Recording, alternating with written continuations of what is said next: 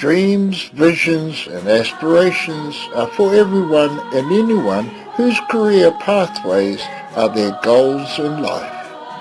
By Te Hira Moana Wharenui.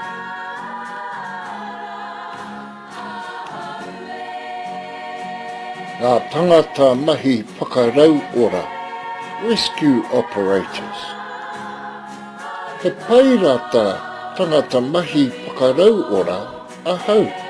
I am a rescue pilot.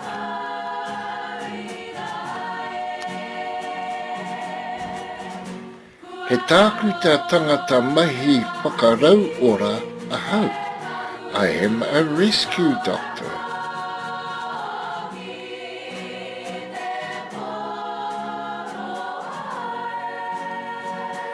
He kaimahi tangata mahi whakarau ora, ahau. I am a rescue operator.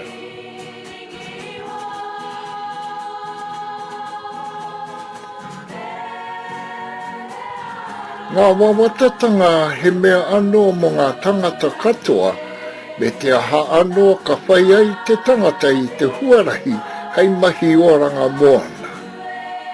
Nā Te Hira Moana Wharenui, a kōrero.